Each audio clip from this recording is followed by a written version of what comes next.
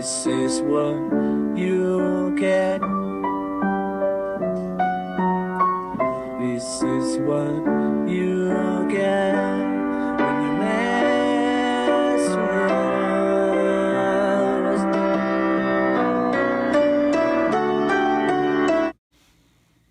Hey YouTube, Sandy Frank here. This week's episode of Hobby Talk.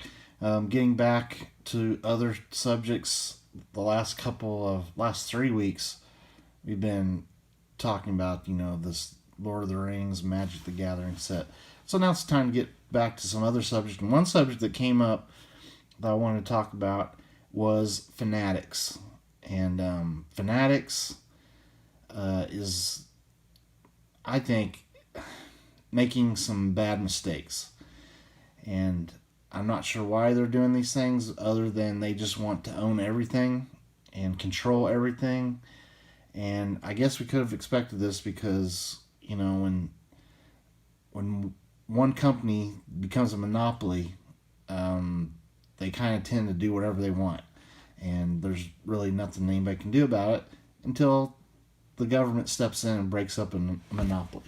But the big thing that's been going on, lately is Fanatics is wanting to take over Breaaking. And Breaaking is, if you're not familiar with Breaaking, it's like you take this box of Bowman Heritage. The box costs, let's say, $200. I'm just throwing a number out there. You sell each team separately. Let's say you can charge, $10 per team. Just randomize the teams, $10 a team. So there's 30 Major League Baseball teams. So 30 people buy a team each for $10. That's $300 that you're making off of this $200 box. But, like, say I buy the Rangers for this box break. Well, I will get all the Rangers cards that come out of that box, and then I will get those. So there's a lot of people that do breaks online, and they're good for some things, and other things I think is bad. But as you can see, there's a lot of money being made on breaking, and the card companies want a piece of that, and so they charge more. And we have definitely been seeing sealed product prices since 2000 and I'd say 18 they've gone up so high, especially on the exciting products that everybody wants. It's kind of stayed away from baseball, been more like Prism basketball and football, Select, those types of products for basketball and football. Now those products sealed are insane prices now that I couldn't touch even if it was half as much as what they sell for now. And if you look back on my channel, I used to open 2018 Panini Prism basketball because it was like $200 a box, brand new on release day. Those boxes now are like $1,000 boxes when they come out. I can't touch that. Same thing with Select. I used to be able to buy, I think I opened a hobby box of 2017 Football Select just because I thought it'd be fun, of course, Mahomes fan. I think that box cost me like $150. I mean, those boxes nowadays are $1,500 boxes. They were at least in a couple years ago. I think this year they're maybe $800, but still insane prices for stuff.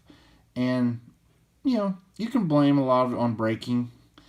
I don't want to make breaking the only scapegoats because people, they pay it. If the demand is that high for things, the price is going to go up.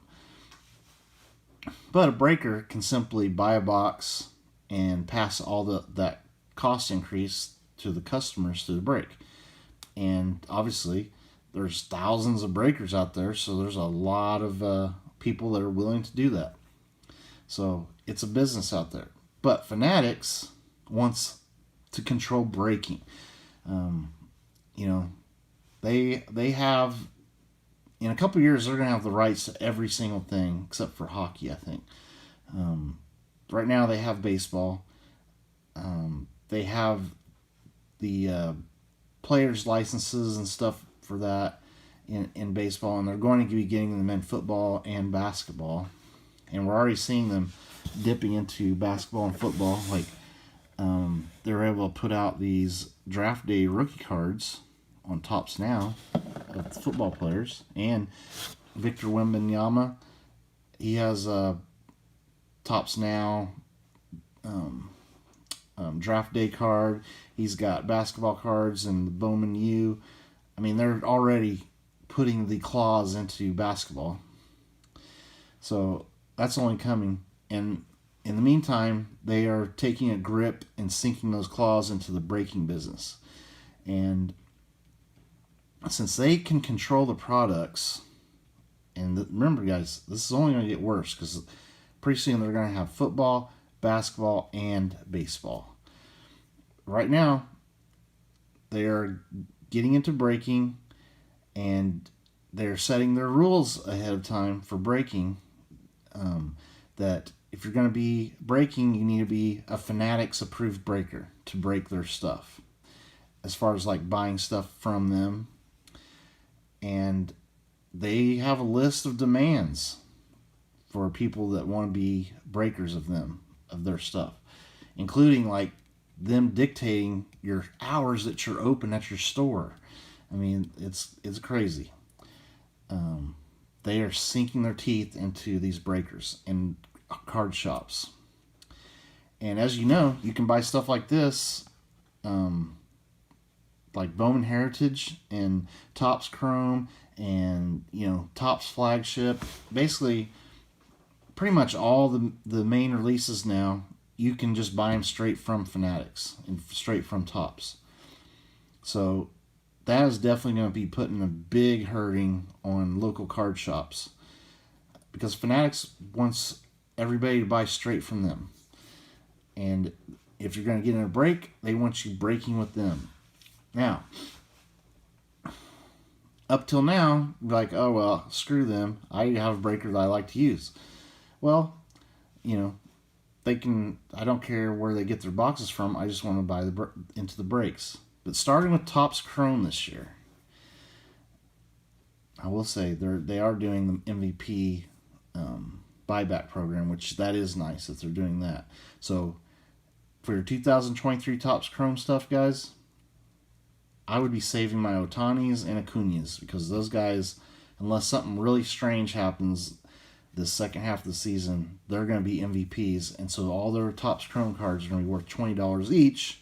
So keep hold of them. Little tip. Okay, so starting with Topps Chrome this year, 2023 Topps Chrome, they are making, and I kid you not, Breakers Delight special boxes that they'll be sending, I'm guessing, to their preferred breakers, to their approved breakers. So these Breaker special boxes they only have one pack. They're loaded up with goodies, and this to me has ruined Topps Chrome for me. I mean, why would you buy a hobby box now or a blaster box? I mean, I can see buying blasters and retail stuff because it's cheaper, but the blasters are like $35 this year as a price point, which is crazy.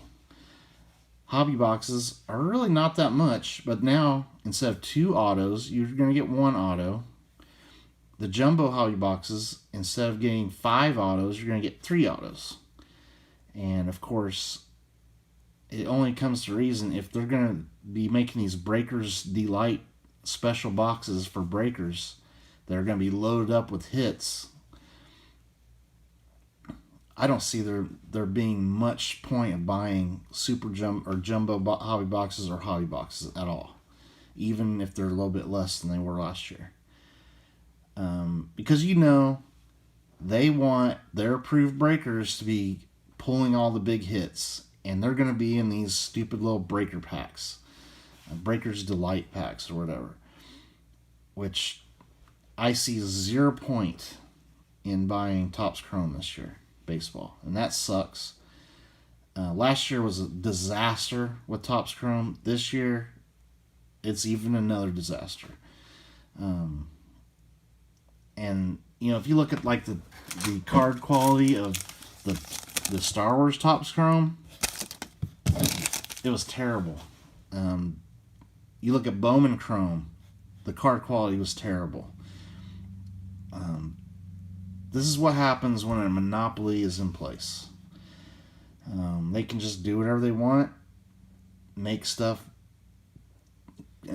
Quality control can go out the window. They can refuse to, or not refuse, but they can completely forget to put cards in products, as we saw last year. And now they want breaking, so you better believe these Breakers Delight boxes are going to be loaded with awesome hits, and those approved breakers that meet all of Fanatics' demands are going to be pulling some good hits out of those breaker boxes. And you know what? If there's a ton of good hits in those boxes, there's not going to be much left over for blasters and retail and hobby boxes and jumbo hobby boxes. So I don't see a point of even buying them. I'm just going to buy singles of cards I want. I'm still going to open stuff on the channel, and if I can find, some packs here and there to open, I will, of Topps Chrome. I'm not saying I refuse to open any, but I refuse to buy hobby boxes of it or jumbo hobby boxes. I will say, if I can get my hands on one of these Breakers Delight boxes, I'll definitely look into picking up one of those, but I seriously doubt those are going to be made available for just people to buy. I'm going to check with the breakers that I like to use, and I'll see if I can get hold of a box or two. But that'll be it. I mean, I'm not buying watered down junk hobby boxes that really don't have many good hits in them. When all the good stuff's being saved up for these Breakers Delight boxes, because they want people to watch their approved breakers break stuff and pulling hit after hit after hit. Anyway, it is very discouraging. I now am definitely not a fan of Fanatics. I mean, I really wasn't before, but the way the quality control has gone into the crapper, what they've decided to start doing with like the really cool stuff like Sapphire and stuff, doing Dutch auctions that pretty much cut out anybody that just wants to buy some for fun and open some for fun. It's become not a fun deal, and when you're not having fun with it, do something else. There's plenty of other stuff that's really fun. I mean, the TCG world, they're doing fun stuff, and I like TCGs, and Charizard doesn't tear his ACL, you know what I mean? So those types of things get more appealing to me than sports stuff, but I will still open my baseball stuff. But yeah, not going to be opening football or basketball, which I haven't been the last couple of years because the prices are just out of control. So what do you guys think? Do you guys ever break? Like, there was a poll done recently, and it's like 70% of card collectors don't even ever get into breaks. So this is like, a lot of people like to gamble and get in breaks. They're going to be getting all the good stuff. What do you guys think? Does that ruin Topps Chrome for you, or is it going to pretty much ruin any sealed products for you in the future if they're going to start doing these special breaker boxes that are only given to the Fanatics breakers? Is this going to cause you to go do breaks now? Fanatics wants to 10x the hobby. They're not 10xing the hobby, guys. I don't think. I think it's going to be pushing a lot of the, the more veteran people have been veteran. Just the people that have been in the hobby for a long time and doing it like, if people have stayed through the hobby up to this point, they love the hobby. And why would you want to push all those people out of the picture? And I think doing stuff like this is definitely pushing them out and bringing in like the high stakes gambling flipper crowd. Which, hey, I don't care if you flip cards. I flip cards. This card right here, if I get a PSA 10, I'm selling that bad boy. I don't collect football. I bought this because it is a rookie card and it's a nice quality card. I'm definitely not keeping it. I'm probably going to just sell it. You know? So I sell cards too. That's how I pay for this kind of stuff, is buying and selling. And even someone like me that actually does buying and selling, they're pushing me out too. And I don't understand the end game here. And it's frustrating. So this was a Fanatics rant hobby talk, I guess. Anyway, guys, I want to hear what you guys think. I love reading your comments. You guys have a lot of really good insights on these things. And thank you for commenting in the videos. I read all of them, and I try to comment or reply to them. I just get behind on a lot of stuff. You know, it's a full-time job doing videos and then also working, so you don't have a lot of time to just sit down and reply to a bunch of videos. But when they're really hot topics, I try to get back with everybody. So what do you guys think? Is Fanatics totally ruining the hobby? Are they doing good things? What do you think? And what do you think of breakers and breaking in general? Thank you for watching. Stay tuned for more videos. Later.